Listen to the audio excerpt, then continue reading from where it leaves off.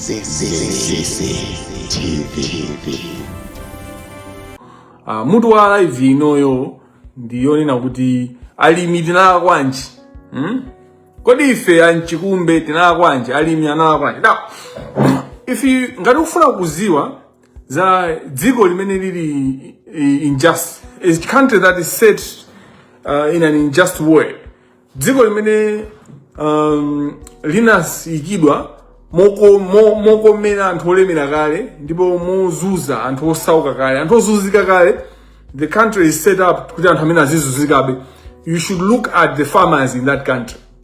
Ngati ukufuna kuziwa kuti dziko li, how is it set? Is it set to save the poor or to save the rich? We should look at the farmers, the people that feed the nation. You know, maiko amene ali set, their structure is set in a way that is meant to kuti tukule anthu osauka apite patsogolo. Alimi ndamene makhandi ndalama kaya. Munthu amene akugulisa chakudya kapena amakulima chakudya sakwina kukhala osauka in a proper country. Koma ikorrupt dziko la chisakonezo, dziko la dzama lokuba, dziko la mphawi, dziko limene likusogoleredwa ndi zigawenga. Anthu amene akudyetsa dzikolo, anthu amene akupereka chakudya mdzikomo amakhala osauka. They are the poorest. So alimi aku Malawi ndi osauka, not for samalimbikira kapena ma opportunities palibe kapena mimwayi palibe. Sizingathekeka. Anyone who sells food should be rich because the food will always be marketable. Kukakhala njala kanthu andi ndalama kanthu alibe ndalama, people eat. No matter what, people eat and people will eat. So munthu ngati akulima chakudya or akulima foja is sold in dollars. So why should people that are anthu amene akulima foja akhala bwanji opanda ndalama? Munthu amene akuti azilima foja chaka chimodzi zaka ziwiri basi walemera ameneyo ayambenso kulima anthu ena. Koma pali anthu kuti amalima foja for 10 years. Mwakukhala osauka. Chifukwa chani? The country is set in a way that is meant anthu amene alovutika azingovutikabe, anthu amene alolemera azingolemerabe. So you see kunena kuti so this setup is clear when you pay attention. Enoka wakauti mutu wako ndotseguka. Ineyo ndikunena kuti this is a revolution for justice. When I say it's a revolution for justice, I mean it. Ngati kumalawi kuli anthu amoyo, dziko limeja linjenjemera ndipo anthu ajasalamulira akanika kulamulira. Fa kulamulira kumene akulamulira amapanga rani dziko limeja for years. Sikuti ndi DPP yokhayi yomwe yabwera achiwiri kapena MCP yokhaija kuyambira kamuzu. Dziko limeja limalamulidwa moti anthu amene ali achuma, the few people azingolemererabe, ndipo anthu amene ali osauka who are in majority azingosaukirabe. That's how the Malawi is set up. Chifukwa lina county Malawi is set up in a way where hard work, merit-based society, a merit-based society. Alimi bweza kutukuka kaya. Alimi were supposed to be the richest because they feed the nation. But the people that feed the nation are the poorest. And hamena malima foja, they are the poorest. And hamena kulima sabola, they are the how? These are products that are sold in dollars. You find Saudi Arabia or Dubai would want vegetables. Malawi mzibweza vegetables.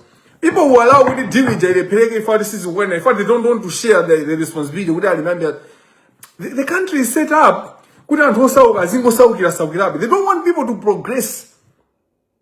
Because if you progress, then their power is gone. If people are having chakudya choka, their power is gone. They don't want you to be liberated. They want you to be DPP, hey, fenda DPP, hey, fenda MCP, hey, chakwera, nyamule. Peter wandi lepera, bale yao. Happy moon, nyamule. Chakwera wandi lepera. Kuyutemu. Kabambeni nyamule. Happy moon wandi lepera. Chakwera wandi lepera. Ivenenda ujendanu. Njawala. Felix Njawala itamusangasa mambi. Chakwera wandi lepera. Kabambeni nyamule. That is what they want you. They want you to be poor. Safuna kuti musinthe moyo wanu. Safuna and this I'm discussing not in terms of DBB only. Parliament teacher. Ajina Sama Suleiman. Those people are criminals. Sama Suleiman. I mean akumuziwa Suleiman. They can't even waste time. Ndikangonena kuti Suleiman is corrupt. Everyone will say, Jifeti Mazio. That's what people say. Because people know Suleiman, the speaker of the house, is corrupt to the core. And he's in nani na udu mbava wage, ananda drama, kutoka wa MCB, ali chair wa agriculture, cabin ujeni committee ya agriculture. Panali deal imene machitika, imene jama panga opoza, anapanga opoza. Oh, anangompasa drama the next day, July ya masusa. The next day, he changed Tabaros and Mwafuse ma MP out for those Nkhani. So, the whole setup of agriculture, follow the Minister of Agriculture. What the Minister of Agriculture? Imatani. What does the Minister of Agriculture do? What does the Minister of Agriculture do? Imatani. What does the Minister of Agriculture do? Imapanga jani Minister of Agriculture. Minister of Agriculture, Imatani. Our economy is agri-based. It's agri-based. What does the Minister of Agriculture do? How much money does Chaka Jajikamata, Minister of Agriculture, do we know that? Do we have an idea? Now, if we are an agriculture-based, Alimia may not have the richest. The country is set in a way the poor should remain poor.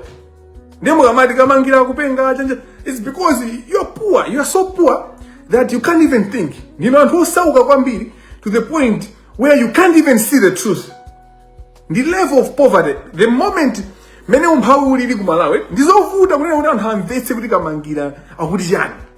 because of poverty, imakupangisa muntu machoka, digging machoka, maganzika masinta, kodi inuyo mugabadwa. Inuyo Malawi, of the 22 million, the 22 million that muli kumalawi kucha, how many of you were able to have access to milk? Kambira muli ana. Even in Kagawa mawele wa mai wanu, umakanika kutuluka. Chifacho kuti mai anu anali alibe chakudya nthupi. Sana aje bwino. And what does milk do? Milk helps in brain development. Kuti ubongo wanu ukule bwino. Yes, that's why when I talk about this and hope peperanu zisiru mbavanu ogulisa anthu inu. Anthu amene malolera kuti mugonedwe kandi na amuna kandi akazimalolera kuti mugonedwe kuti mudye kunyumba kwanu kapena mpangi kapena muoneke kuti ngati mundike nakake mayima apa kumana kuti kamangira ndo ma drug. If I was one drug, I would rather be one drug than be a criminal. Criminals like you are. Drug, I would proudly be so. I would proudly, if I'm thinking this way because of drugs, I would take drugs every day. Proud. And God would bless me for taking those drugs. And may God bless the person that created those drugs. You stupid people. Dziko limene jawe tina khandi anthu ochenjera and ndi anthu anzeru. We would have changed the country already mpaka na panobe this is why anthu amene akufuna kupanga zabwino amasekeredwa, anthu amene akupanga zoyipa amakwezedwa. It's a country that is set kukupangisani kuti anthu muzikhala osauka. So my point is this. Zimene zanti bangisa uli ndibwe live, you see na you notice kuti I'll have a live. I usually put in live.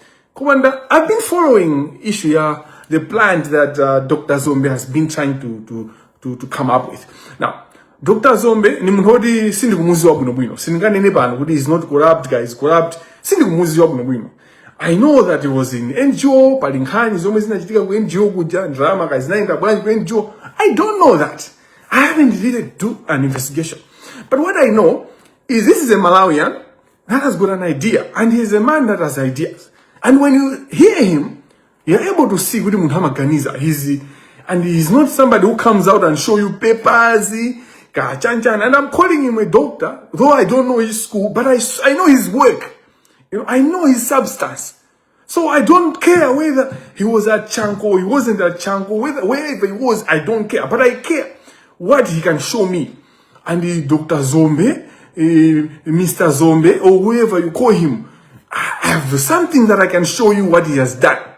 You know, ndi things zomwe maziona kuti awa apanga chooneka, abweresa timadzi nditu kukumba madzi okubweresa kuoneka, anthu amayenera kuti ujeni yaweja hotel yaweja sikuti yabwino kuti inde munthu uja mukamuona sikuti ndo amaoneka mwa chitauni. So zimene angapange iyeyo akuyenera kupanga zopanga reflect imene alili. That's okay. But he has done something chitukuko, and he's connecting with people and bringing people. Kumalo kunena kuti no one else would have been going to that place. People go there for the place that he has created. When people want to kupanga my reflections, staying out of the town, you know, being in an environment that is away from the noise, people will go to Zombezi place, to Zombezi hotel. This guy has some things that he has done that I can point, you know. Now, I have been following kuti muntu hii unena kuti afuna upanga fertilizer mai momuno. Do you know that fertilizer? Now, do you know that fertilizer has been what parliament zibani zosezi ngati zimatulusa ndalama mosavuta, zimatulusa ndalama, zimabera anthu ndalama, ndi nkhani ya fertilizer. So the moment I saw kuti Zombe akufuna upanga fertilizer, azipanga fertilizer mai momuno, I knew kunena kuti he's going to have problems, and I think he knew that he's going to have problems. He knew that, and I knew Zombe was going to have problems. So all this MEPA bullshit is stupid. All this MEPA issue is bullshit. Like, who is the chairperson of MEPA? You Malawians, just wake up. You know, tango zuka ni mungo funa unena kuti amina mangana MEPA ndani. Who is this environmentalist? This environmentalist should leave everything. And amina mabanga assessment, environmental impact assessment. I've studied that environmental impact assessment. I know what it is. For the last 15 years, I know what environmental assessment, environmental impact assessment is. I know what it's meant to do. So don't bring in your bullshit statements. Don't bring me your silly technique. Can you speak to Malawians? On the plant ya Zombe. If what you're doing is right, we should see. We are used to stupidity. And walolandu akhalema positions ndikumabanga zopusa, ndikumabanga zomwe what the politicians are saying. I mean, and ankamini amabereka mauda watu amakhasu ndi asasamba. Anamena makhasu ndi power kuchipana makhasa samba. Saka kuti ndi chanja.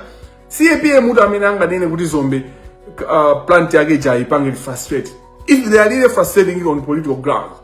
So I'm being careful. Because we can also be a problem as a public. Because the environment is not to play with. You need to protect the environment. But why should you only focus on protecting the environment but plant ya Zombe? That's my issue. Why should you only pay attention? Usiya chiti chose basi kangamira kuwumirira pamene paja pa Zombe paja. Yeah. Sisi kwenda bwino. Yeah. Tukuononga chitengero. Do you know what the fertilizer made maika munda ija? Meo jama ononga chilengero. Why has MEPA allowed boma wabwesa fertilizer zaka zosezi? Fertilizer ujama ononga ntaka. Why should it be a problem now? Kuti Zombe mupite ku Blantyre mukayangane Mudi River. Mupite ku Lilongwe mukayangane Nsinje amanga ku bridge bomba nsindu kuzwa le Nsinje wakendi jani. I'm not a Lilongwe person, I'm a Blantyre person. But Mudi River snails up to now. What is MEPA doing? In your MEPA, mupanga chani. Why Zombe inde watani? Plant ya Zombe inde watani? Kuti ini omu kanine kunena kuti in your MEPA, environment yake mupanga ndichani. What environment? Go to Zomba, Piria Zomba, where I was there for 5 years as a student at the Chancellor College. It was a beautiful place when I was there.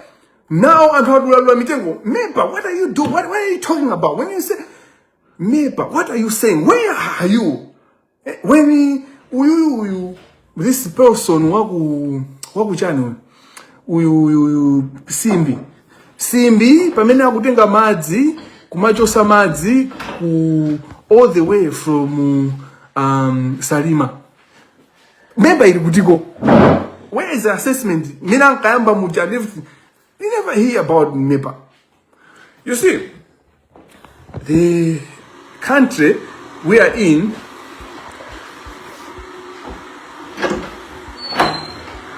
just give me a minute. Let me just walk. Let me just walk.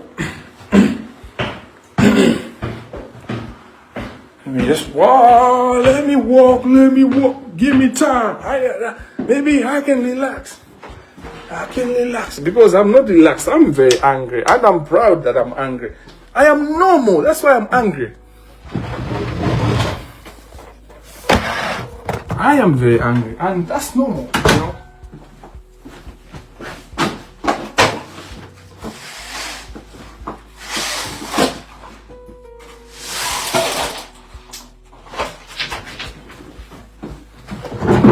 Ineyo, ndaphunzira ku Chancellor College. And kumene kujawa kuphikira ku chankulija. Lokongola kwambiri, you know. The whole hotel imene kujaija was beautiful and all that. We would go on, you know, timaenda ndazi za SDA. You know, SDA imaphunzisa sachilengedwe kwambiri. And big up to the church of SDA. SDA pays attention to zachilengedwe. And imalimbikisa chinyamata ake kuzala mitengo kumaso. I don't know zozala mitengozi. Kumano amalimbikisa kumaenda. So I would go ndaji na pilani. You know, achina toko. Would walk. You know, mapili mejera likwele kambi beautiful. Panoba anadula mitengo. Chikangawa. Ndege yachilima inagwera pantete. When you see people amapanga report zokhuza Chikangawa yakalikali nifaka mena a thick forest, but we saw that it's not a thick forest. My point is the whole idea of protecting the environment is very good. The environment has to be protected. We can't play. And that's why Laudato Si, my Lord, Imena Banga Pope Francis is very important, and every human being, not only Christians, not even only Catholics, but every human being are going out with Laudato Si. Chikalata chimene chimaonesa kulira dziko lapansi kuti ife anthu adziko lapansi tikuononga chilengedwe. But then Zombe tampaseni mpata ayambe kupanga fertilizer because maiko ena amene amapanga fertilizer timakutula kodi kwawo kusafuna environmental samapanga environmental impact assessment anthu opusa ino ini amepa mukuona ngati kuti kumene mumagula fertilizer malawi magula fertilizer anthu amene osakonda chilengedwe okonda chilengedwe ndinu. No, can you tell me kuti kumene timagula fertilizer ife ya Malawi tikamakagula kuja amene osakonda chilengedwe inu mwamba kukonda chilengedwe litiro amepa mwamba kukonda chilengedwe litiro. What are you talking about? Kodi amepa ndi nani? Amene ali ndi list anthu akumepa ndi nani? Because ngati zikuvuta tingoayendera ku office kwa wakati uze kuti kodi Zombe chavuta ndi chani. Because these people should leave everything and assess this plant. Kodi chimene chavuta ndi chani ndipo chimene chikwena chikonzedwe kuti apange approve. Because you don't panga approve. They have to approve this plant. Because why the whole parliament, my MP, they wouldn't want this because you know, they still want to be buying fertilizer ku butchery. Agula banji fertilizer ku butchery if akupanga ndi Zombe. Ata usabanji forex. But the Zombe will say the guleni makwaja. I don't need you to buy me in forex in dollars. We are a sadness. This project sama inaso kupanga ndi Zombe. Amena kupanga ndi nani? Ndi boma tuli ndi kutekera kwa mbimbizo sezi nakapanga. Boma ndi kutekera kupanga zoma panga fertilizer imbo sikupanga boma. Kuma they can't do that. How atu sabani ndama boma.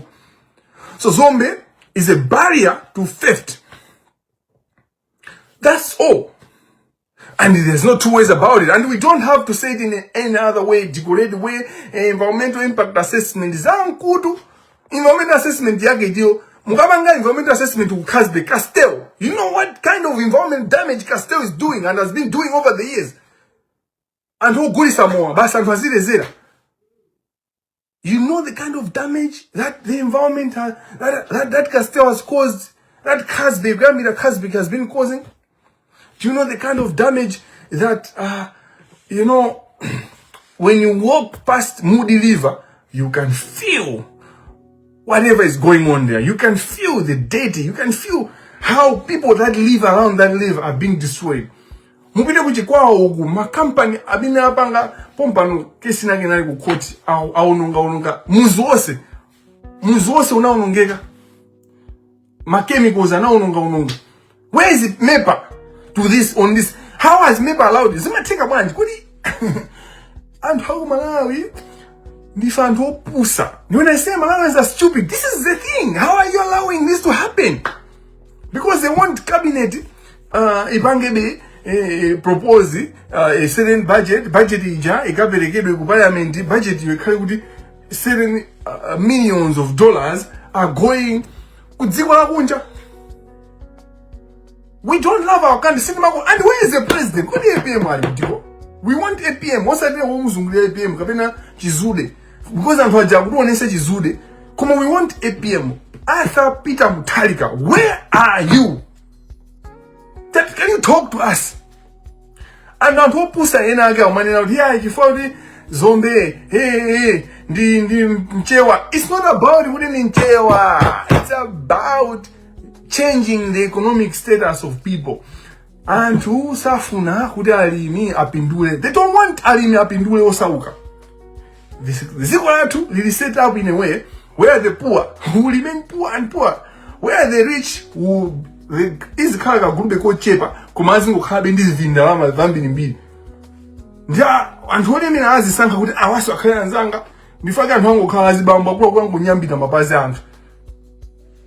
Tiana tingono tibetu kuyang'anira achina stand nechira pano akunyambidwa ndi azibamba. Unyambidwa mapazi kopya. Chifukwa choti are close to power. So,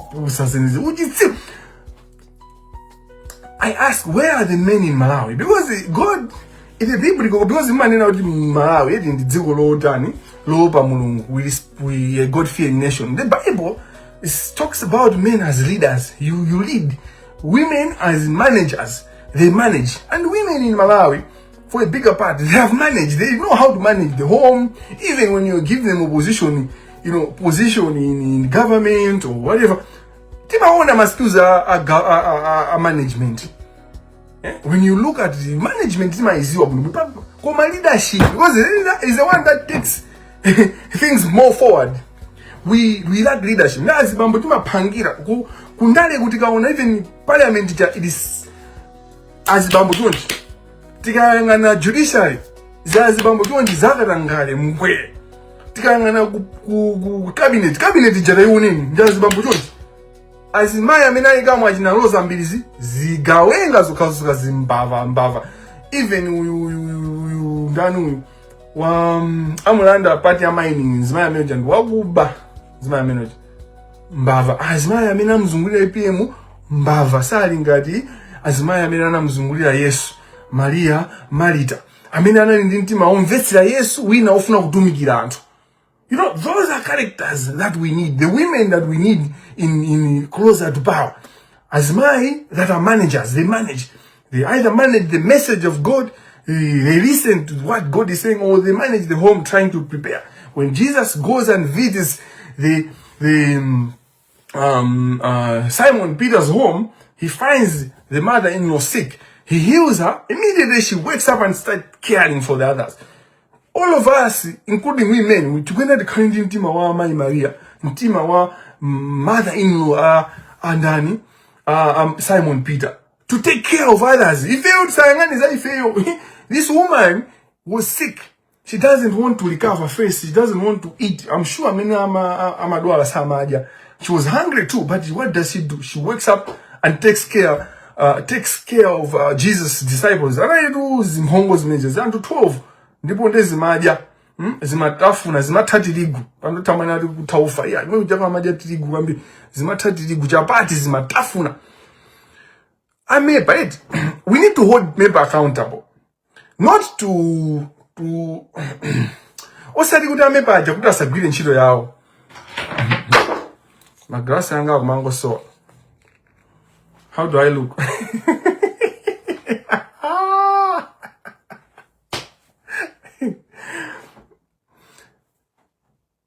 MEPA ndofu amamandi antathaunena kuti ene ndendo amadrug zen. The MEPA guys, we need to hold them accountable. Okay, mukuchedwesa project because you're doing your work. What are you doing? Munabanga the first assessment. What were your findings? These things have to be made public. As simple as that. Because we're saying MEPA Nabwe is a project teacher, but we haven't seen what did they do? You know, Anabanga Jani and his mentioned Jani. So anyone that is closer to Zole. To Zombe, is it Zombe? Abamba mino hawa mene anamanga so hotel kumuzi mina wagi mene no one will talk about it until there was a hotel and the man-made, is it man-made dam? Yeah, he made a beautiful dam, and actually what I love about that aspect is a dam. The guy has ideas. I don't know how he found his money, how he made his money. That guy has ideas, and I know information will come. Pama chukuluka Nkhani zangu NGO kasinaenda branch kuma, this guy has ideas, you know. Ukariwabanga plant, that plant was supposed to be made by government.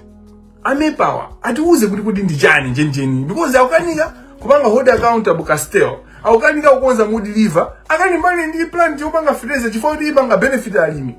That's all.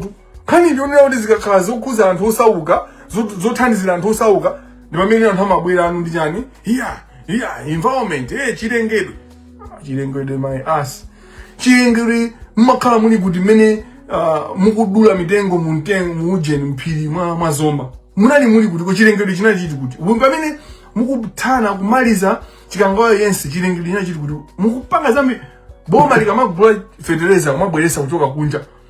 Kodi fertilizer yasaononga chilengedwe amaononga chilengedwe fertilizer bwa isumale saboma kugula fertilizer. So we want to be doing fertilizer momuno chabwino tizipanga ndalama toka kaya ku Zambia kaya ku ena onse azigula fertilizer watu kungu ku Mozambique kwa ngatali be ma plant wene no panga fertilizer azigula tizipindula polluter cleanse principle. We have a polluter cleanse principle. Kumambi ino kuno munakasi azomba japange ngatakulunga chilengedwe akhali ndi responsibility yo cleaner, because that's why we have those principles in environmental law. Environmental law yomwe mukuuza ndindi ife ndaphunzira environmental law.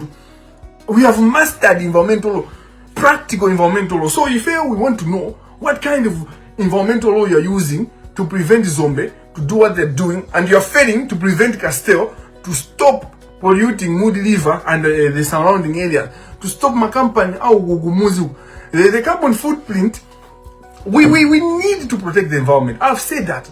Kumano, we don't stop living today in protecting the environment. That's it. A basic principle of environmental law justice. Environmental law justice talks about where, you know how America, these superpower countries have been told, hey, but these people, their economy has developed using the wrong ways. Abanga destroy environment. Now, you know my point here is not good in Napoleon Ujango Banga Jina Zajina Sankanya. That's not my point. And not good in Malawi with Banga develop. No. My point is we need to balance. So when I say intergenerational justice and the intra, so by the inter and intra is about today, the present. Justice here fail and Hamedu Kyle is a panic. Tione is many also good justice here the tanders of Jan. Fertilizer funinga. No matter what, people need fertilizer. Justice here mawa to when us to the bank protect one is sabuti. Ngadi is metu banga zizita unongi chilengedwe. Tije pese impact. Ya ka unongedu ka chilengedwe. Komanso tipese njira yokonzira unongeka kucha. That's how to environmental law imakupangira work. So maybe who is this person? Can we have a conversation with this person? You know, and how many animals these jazzy bambo, but still kutenga mauders kwa andare agosa samba songara. Because APM cannot do this. The APM that we know cannot do this. Commandija andare maybe kufunabe tizika gula fertilizer kujani ku butcher as the gawana ndalama. All they are looking at it pesa kujani. Ife kunena kunena kuti ngati Malawi sizinazukepo tazukani. Mukwana kuti chifukwa chani alimi Malawi mchalibe osauka. Ziko lina yonse limene lila nzeru alimi amakhala olemera because they are the ones feeding the nation. Komanso ilele scenario mene manene akoyamba kuja. Chakudya eti ndi chinthu chonena kunena kuti chimayenda nthawi zonse kaya kuli njala kaya kuli umphawi kaya anthu amayenera adye basi. Kaya chakudyacho atagule anthu ena amagula kwa alimi. So alimi amayenera kukhala anthu olemera. They are supposed to be worthy. They are supposed to have money. The basics alimi akuyenera kukhala ndi chakudya. Koma alimi aku Malawi amakhala osauka. Amakhala libendu. You know, the idea of even mechanization of farming in Malawi, of agriculture, yomwe taipanga mechanize, imakanika ifajira angoba. So that's why you have the whole system ya irrigation, you know, tipangi janjani, a green belt. What happened to green belt? Kumangoba. What happened to green mepa? What do you mepa? So mkwana wana the green belt ija imaononga jirengelo. Munali kudiwa mepa. Kumangoba ma billion. Mpaka na Salima Sugar Company. Kumangoba. The society ya Malawi is structured in a way kuti anthu osaukana. Anthu ovutikana amene somuli ni majority. Mukamango ona basi kumango tuluka mamina. Kumango khala kuti dziko livuta. Dziko liku wake up. So the main point here is MEPA should be accountable to us. Should tell us kuti tinapanga assessment. This is what we found.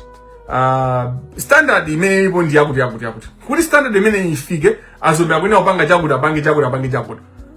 Mawa linolo or this week or next week azombe akwena ayambire kulolera kuna kuti zimene akufuna apitirize chifukwa yena zoli in environmental law there are principles of polluter cleans. Polluter clean kuti ngati wa akuononga chilengedwe akonze chilengedwe chicho. Komanso mutha kwayamba munthu ayambe ndikubasa condition kuti within this time mukakonza izi mukalipira kukonza izi tizatseka chinthuchi and you remind the person. That's how authority, you know, operates. Authority does not operate to stop kuti kukhala ngati chimwala basi chiphazi kupondereza.